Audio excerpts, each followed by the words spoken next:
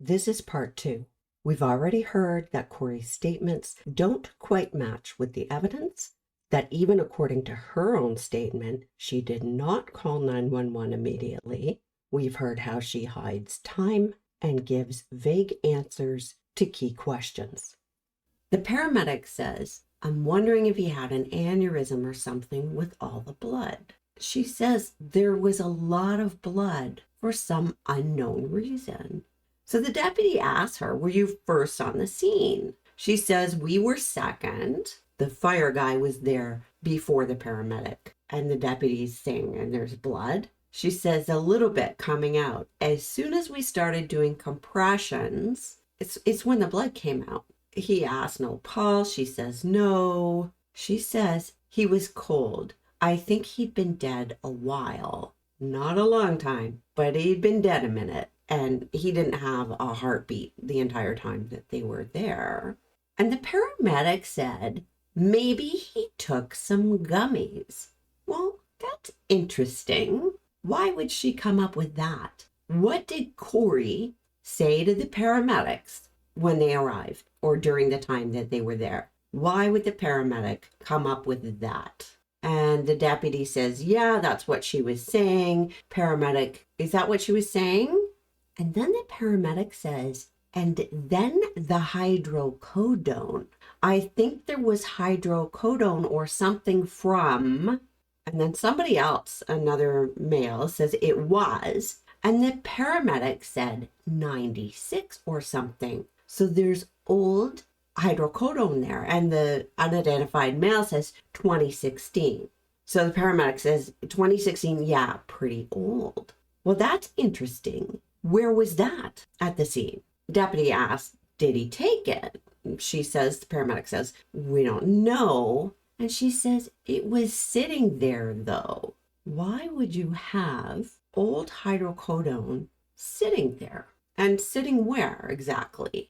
Kouri says in a different point in the investigation that Eric would keep his medications and his gummies in the medicine cabinet up high so the kids can't reach. Why then would they have hydrocodone, and old hydrocodone for that matter, just sitting there? That would be within reach of the kid. So paramedic says it's just sitting there, and the other man says it's in the drawer right there.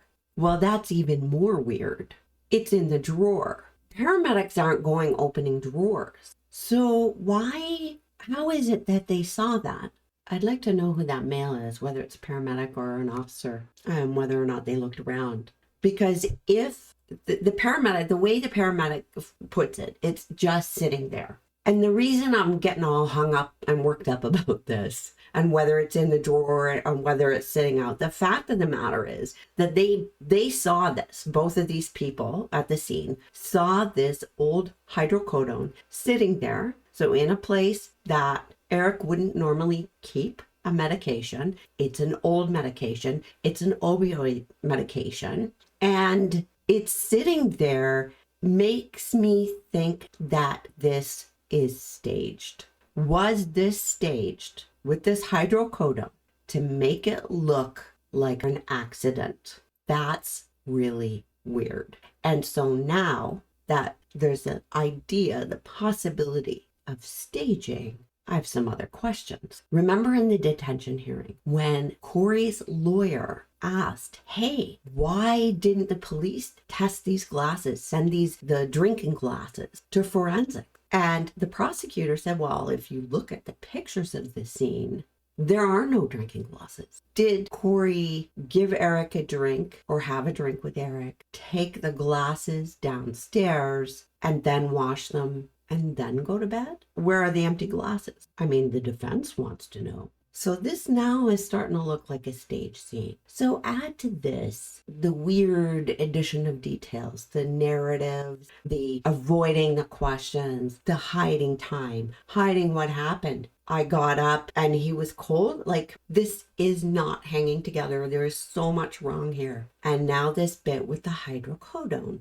And you know what? Hydrocodone mixed with alcohol is a big problem. So then The paramedic says, what is this right here? Is that what he's taking for his Lyme disease? Well, I don't know what it is that she's found, but I looked it up. Lyme disease, I think they give amoxicillin. This hydrocodone. Okay, somebody named Turner just looked at it and said it was filled in 2016. And the paramedic says, yeah, that one, it's under his name. Yes. So Eric had an old prescription for hydrocodone from 2016. So it's his. This isn't like a cache of illegal street pills or something. It looks like it's an actual prescription. But then the deputy says, I think he sleeps on that side of the bed though. So that makes me wonder, okay, which side of the bed was this hydrocodone found on? I'm still asking, was it in the drawer? The drawer was kind of open a little bit so that they could see, or was it, where was it?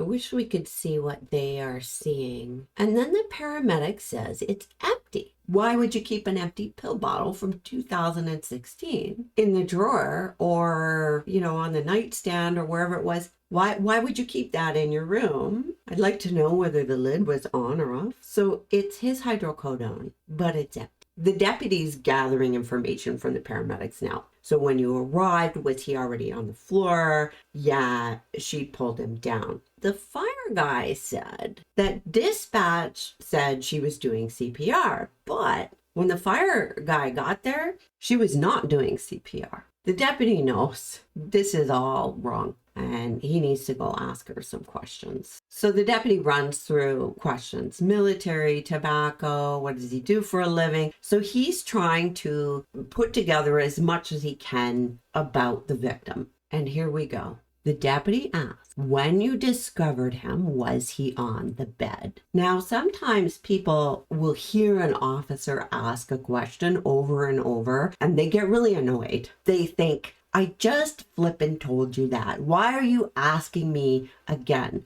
You asked me this 5 times. And sometimes an investigator will play dumb. I'm sorry, I forgot. Sometimes maybe you do forget, but you're looking to make sure a story is internally and externally consistent. Generally speaking, if you're remembering something that's just happened, your statement is going to be pretty consistent throughout the time that you're talking to officers. The officer is asking, when you discovered him, was he on the bed? She says yes. And she says he was just laying on his side like normal. Hold on. Just a little while ago, she went on about how he was on his back. Then she says, and I just thought he was cold. Well, how do you know? Did you touch him? So she put the blanket on him, and then she said his body just felt like heavy. What do you mean heavy? Did you try and move him? Did you lift his arm? Were you checking his pulse? This is just odd. There's obviously something missing.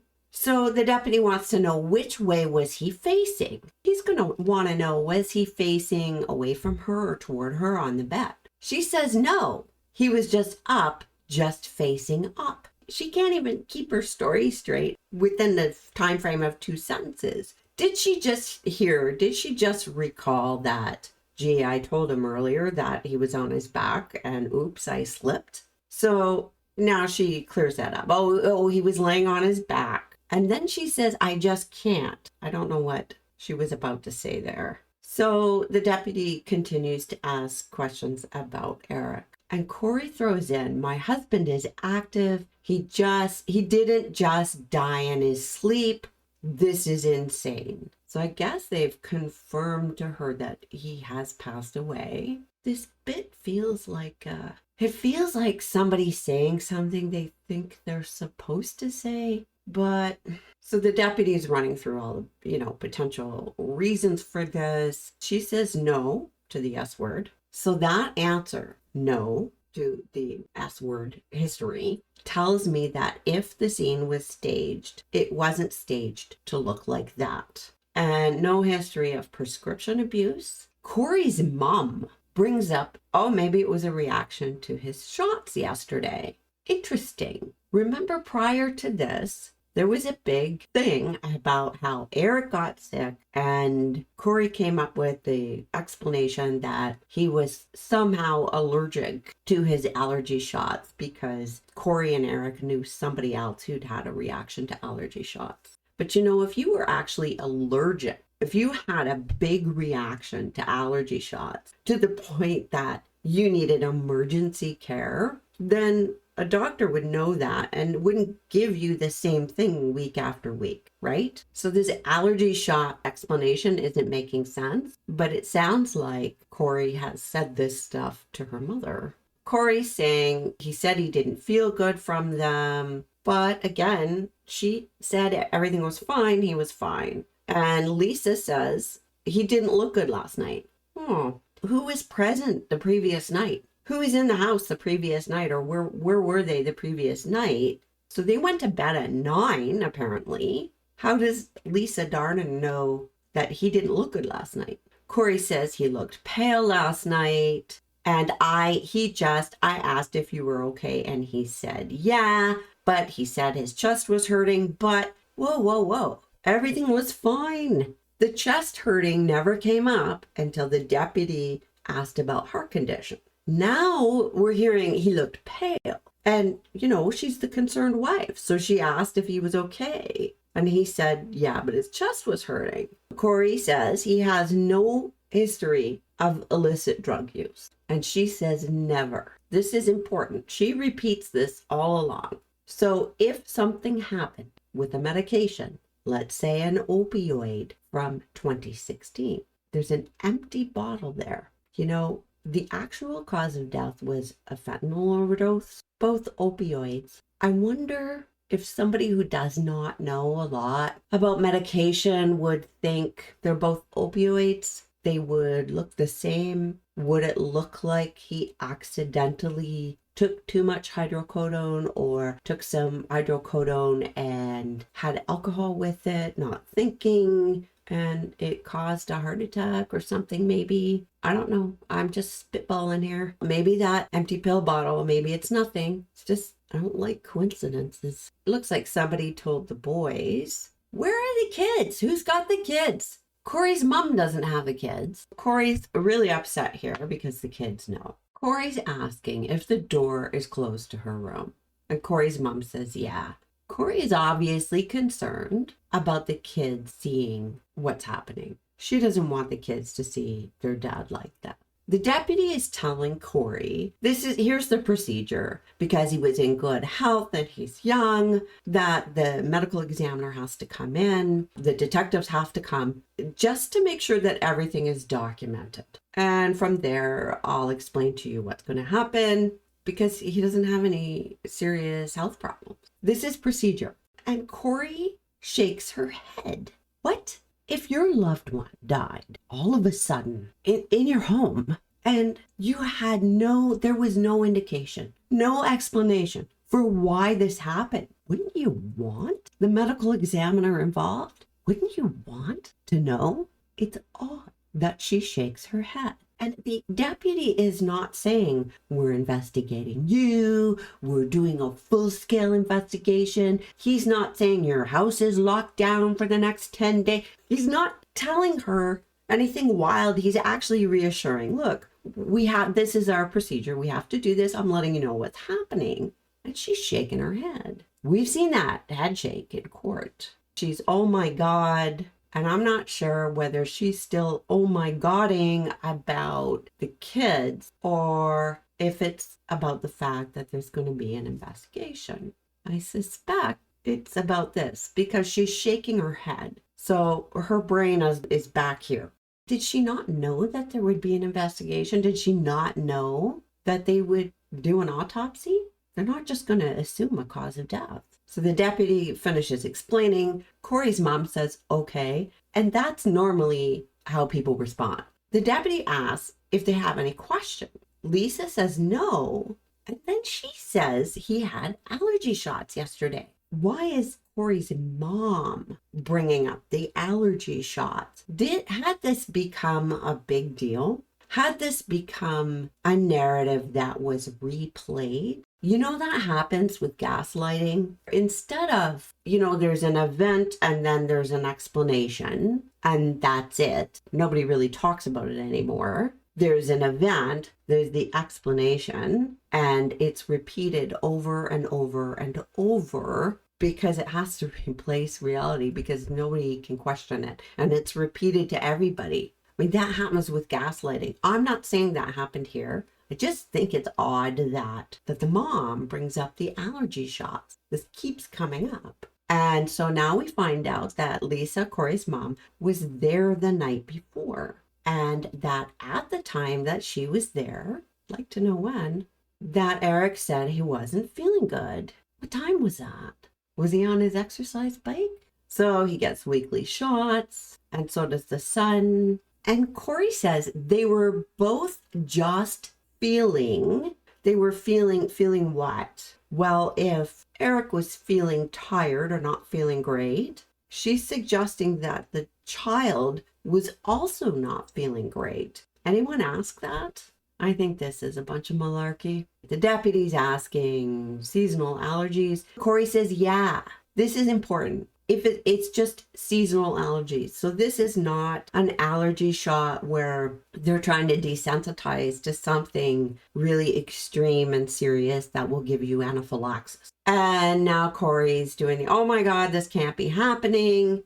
You know what? People do that at scenes. They flip out. I've gone to scenes where people run in circles screaming. They can't process anything. They can't stay still. That happens. Sometimes people go into this full on, no, this is not happening. This can't be right. Can't be right. No, no, no, no. But that happens at the beginning. It happens when the person's trying to process and they can't process because the thing is too horrible. But this, oh my God, this can't be happening. And that repeating this can't be happening, repeating, oh my God, that happens at the beginning of the processing. We are way into this. So what is it that she is processing right here where she's saying this can't be happening?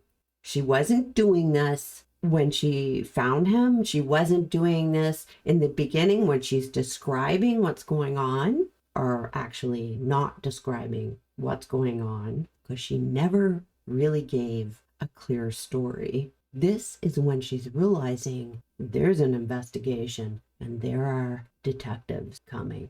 Remember earlier when I said we will expect to see some guilt? Because he said he had chest pains, and then she adds to that, he said he didn't feel good, and Kouri's mother says, oh yeah, he looked pale. So this guy is having chest pains, he's pale, he's sick, he's gonna go to bed early, and Kouri didn't do anything. Not only did she not do anything, she gave him alcohol. Oh, and cleaned up the glasses. So we would expect, oh my gosh, I should have called. I should have been more attentive. I shouldn't have dismissed it. I feel bad about those things. We're not hearing any of that. We're not hearing consistency. We're not actually hearing what the heck happened at 3 a.m. She got her phone and she crawled on his side of the bed and he was laying on his side and he was laying on his back and, oh, but he felt cold. She doesn't say, she touched him. He felt heavy. Well, how do you know that? She put a blanket on him. She turned the blanket on. She realized he wasn't breathing, and then she turned the blanket on. She doesn't actually say what twigged her to call 911. Because after finding him cold and heavy and not breathing, according to her own statement here, she puts a blanket on him. So at what point did she decide in her brain to call 911? Kouri said she pulled Eric off the bed, that dispatch told her to use the sheet to pull him down. Was the sheet on the floor with him? The reason I ask is here she said no. It's possible that her no was in response to something else happening at the scene that couldn't be picked up by the transcript. But if she turned her head or was addressing someone else, the person doing the transcript would have indicated that in brackets. The other reason I ask is that Kouri changes her story about his position. As well as her changing story, he was fine, he wasn't fine, and elements of possible staging, which is what I'm going to talk about now. There were medications found at the scene. While it's not unusual to find a person's prescriptions nearby, it is unusual for Eric. In her statement to police later, Kouri says Eric kept his medications on the top shelf of the medicine cabinet where his kids couldn't reach. Let's say, for the sake of argument, that on this night he decided to take his medication while he was in bed. Did he take it with a glass of water? If so, where's the empty water glass? There were no glasses at the scene. Would he have taken it with alcohol? I don't know him, so I can't tell you that. But we do know he had an exercise bike and he was active, so he seemed at least somewhat health conscious. We also know that Eric had been advised previously not to consume alcohol while taking the Lyme disease meds. And at restaurants, he ensured he ordered non-alcoholic drinks. But let's say, for the sake of argument, he did take the meds with his Moscow Mule. Why would Kouri clean up those glasses but not put away the medications? We'll come back to this. What was the date on the bottle of prescription for Lyme medication? On March 4th, 2022, Kouri told the deputy Eric had Lyme disease. According to the defense, Eric was diagnosed in 2019. According to the CDC, the treatment for Lyme is a course of antibiotics for 1 to a few weeks, and most people recover fully if treated early. According to the defense, the time between Eric contracting Lyme's and beginning treatment was not long, so he wasn't dealing with late-stage Lyme. So why does he have a prescription for it 3 years later? Post-treatment Lyme disease syndrome? Well, according to the CDC, there's no proven treatment for that, so he wouldn't have a prescription in 2022. Had he contracted the disease again? If so, it will be in his medical records. The presence of this prescription bottle is important. Let's talk about this old prescription bottle for hydrocodone. The prescription was in Eric's name, was from 2016, and was empty. Lots of people have old unfinished prescriptions in the house. If this was an unfinished prescription for hydrocodone, it's evidence that Eric was not abusing this substance. If he was a habitual user, he wouldn't have leftover meds from 2016. But the bottle was empty. Why keep an empty prescription bottle? Well, some people use them to store small items. But that's not what was happening here. The bottle was just sitting there and in a drawer, suggesting the drawer was open enough for paramedics to see inside. Crime scene photos and first responder statements will clarify the details. This strongly suggests a staged scene.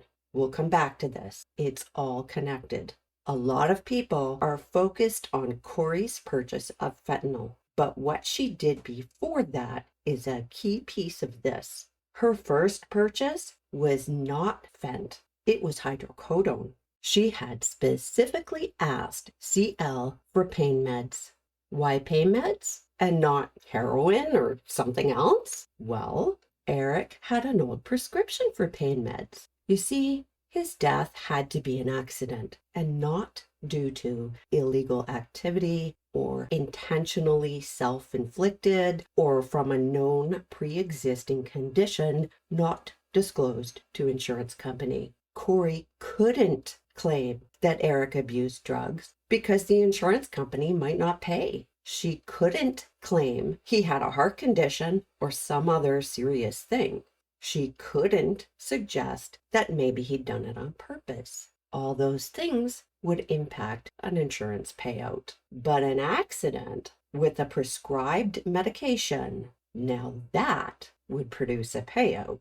Let's jump back in time to 2019. Eric got sick during their vacation in Greece. The defense says Kouri had nothing to do with this, and they put forth the explanation of the waitress serving Eric alcohol, which interacted with his Lyme disease medication. They point out that witnesses confirm Kouri never touched his drink. Cleverly, the defense includes an assumption here. That is, that a substance would have had to come from his drink. Such an assumption would be flawed. Note that Eric immediately became ill after taking a drink. A substance, like an old prescription for hydrocodone, could have been administered long before lunch. Also, Eric could have been sick from many other causes that had nothing to do with anything nefarious. If that was the case, it makes it interesting that Kouri would feel the need to come up with an excuse. A key point here is that Kouri knew that combining the Lyme disease medication with alcohol was dangerous. Then, late 2021 or early 2022, Kouri buys hydrocodone. Why does she need to buy that? I suggest that either there wasn't enough left in Eric's old prescription bottle, or that she'd already used what was left and it didn't work. Either way, having that prescription bottle meant she could leave it at the scene, so Eric's death would look like an accident. But it didn't work. So 2 weeks later, Kouri asked for something stronger, the Michael Jackson stuff. $900 worth of Fent. 3 days later, Eric became very ill. 2 weeks later, Kouri buys more Fent, and 6 days after that, Eric dies of a fentanyl overdose. Even if he hadn't ingested that medication, the scene would make it appear that he had. The mix of alcohol and hydrocodone is also dangerous, and that empty pill bottle was conveniently just sitting there. Why would Kouri admit she gave Eric a drink? Because she had to. Him ingesting alcohol was part of the staging. For her plan to work, everyone would have to know that Eric ingested alcohol, and first responders would also have to see those two medications there. I think she was hoping they would come to the conclusions she needed and thus not look too closely. Who was she texting while Eric was dying? Did she sit beside him and turn on the blanket and wait? Was he on his side and she rolled him to his back? She couldn't have put those pill bottles there while he was alert. Does she unlock her phone to call 911 and then remember something, or have to double check to make sure that the scene was just right? I would love to hear that 911 call. If anyone gets their hands on it, send it to me. Let's talk about the movement just prior to the 911 call. Where did she have the old hydrocodone bottle stashed? How many feet from her bedroom? I hope they measured that whole house. Where was the Lyme disease pill bottle? In the bathroom? How many feet away is that? Somewhere else? I am convinced this scene was staged. Could I be wrong? Sure. There hasn't been a trial yet, and Kouri is innocent unless proven guilty beyond a reasonable doubt. And all the evidence and all the arguments by the defense haven't been heard yet. We will be taking a look at the defense's side of things in a separate video. Thank you for listening.